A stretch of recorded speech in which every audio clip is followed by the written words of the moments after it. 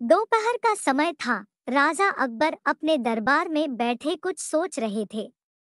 अचानक उन्हें बीरबल की कही हुई एक बात याद आई। उन्हें याद आया कि एक बार बीरबल ने उन्हें एक कहावत सुनाई थी, जो कुछ इस तरह से थी: खाने के बाद लेटना और मारने के बाद भागना एक सयाने मनुष्य की निशानी होती है। राजा सोचने लगे, अभी दोपहर का समय है, यकीनन बीरबल खाने के बाद सोने की तैयारी में होगा। चलो आज उसकी बात को गलत साबित किया जाए। अकबर अपने एक मंत्री को दरबार में बुलाता है।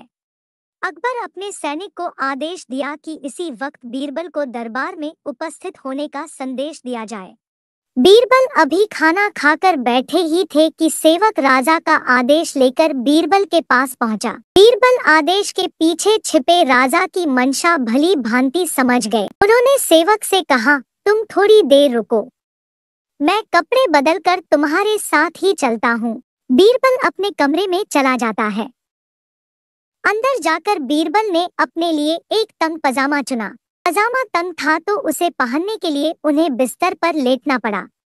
पजामे को पहनने का बहाना कर वे थोड़ी देर बिस्तर पर ही लेटे रहे और फिर सेवक के साथ दरबार की ओर चल दिए। बीरबल सैनिक के साथ राजा के दरबार में उपस्थित होता है। दरबार में राजा बीरबल की ही राह देख रहे थे।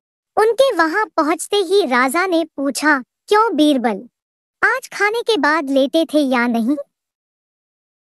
बीरबल ने जवाब दिया, जी महाराज, जरूर लेटा था। यह सुनकर राजा को बहुत गुस्सा आया। उन्होंने बीरबल से पूछा, इसका मतलब यह है कि तुमने मेरे आदेश का असम्मान किया। तुम उसी समय मेरे सामने क्यों उपस्थित नहीं हुए? इसके लिए मैं तुम्हें सजा देता हूँ।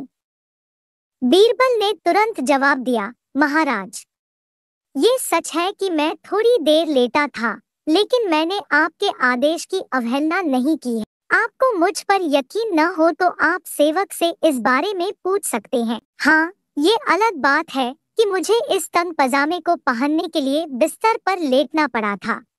सैनिक महाराज से कहता है, बीरबल जी सत्य बोल रहे हैं। बीरबल की इस बात को सुनकर अकबर हंसे बिना नहीं रह सके और उन्होंने बीरबल को दरबार से जाने दिया। एक बार की बात है, बादशाह अकबर बिस्तर से ही अपने सेवकों को पानी लाने का आदेश दे रहे थे। उसी समय बादशाह के कमरे के पास से कूड़ा साफ करने वाला सेवक गुजर रहा था। उसने जब देखा कि अकबर को प्यास लगी है, लेकिन उनके आसपास कोई सेवक नहीं है, तो वो खुद ही बादशाह के लिए पानी ले गया। उस कूड़ा उठाने वाले सेवक को पानी लिए अपने कमरे में खड़ा देखकर अकबर चौंक गए, लेकिन उन्हें प्यास बहुत लगी थी।